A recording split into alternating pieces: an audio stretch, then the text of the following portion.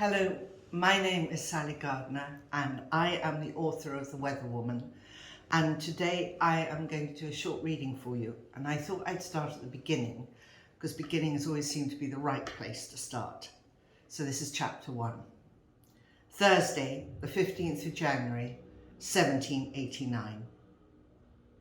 This January, Jack Frost has sunk his freezing fingers into the Thames, and the river below London Bridge is silenced by ice. The watermen, quick to make money, begin to charge a toll to help tentative visitors climb down onto the glassy surface, the stage for an improvised frost fair. Here, for 2 weeks, all sorts of entertainments are on display.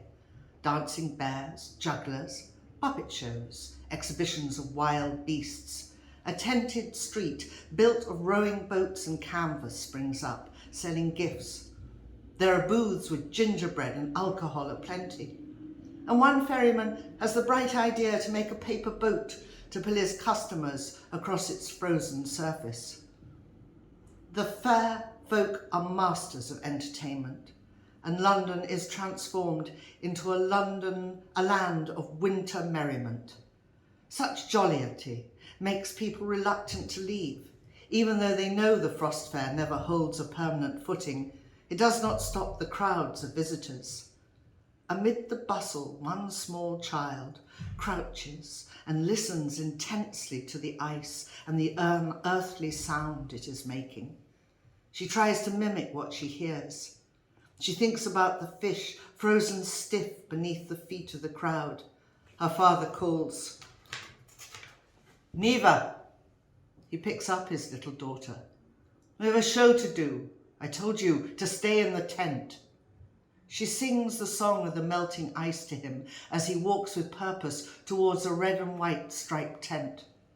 Mr. Cutter, known as the boatswain, though retired from the sea, does a roaring business when the river freezes, letting booths to fair folk. He is waiting by the entrance of the tent where a sign reads, "The Unbeaten Chess-Playing Bear." He is still to be paid for the rental of this one. The Russian and his wife are notorious for their rows. He has heard they have a child. "Is this your daughter, Mr. Tarshin?" asked Mr. Cutter. "A pretty little thing, such black eyes and hair." Her father nods. Mr. Cutter holds back until the oil lamp is lit and then follows him inside the tent.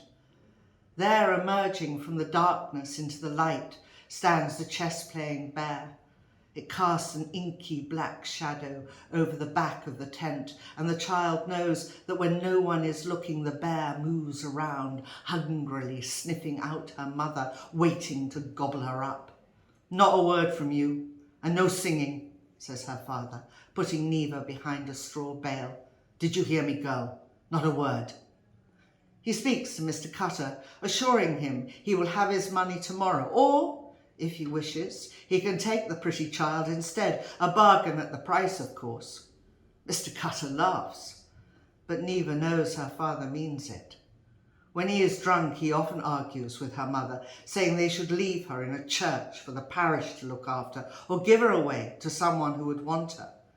He says it would be for the best. These arguments usually end with another bottle, until they no longer remember what they are arguing over.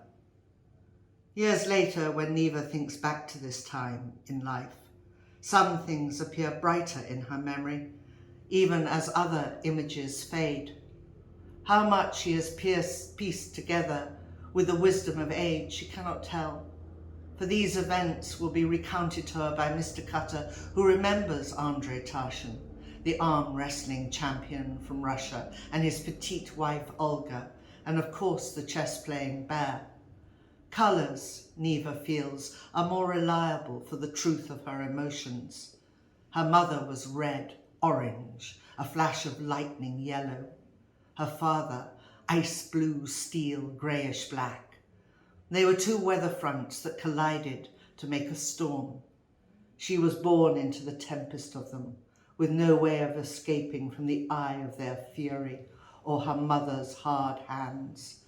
The terror of being washed away in one of her parents' rages will forever haunt her.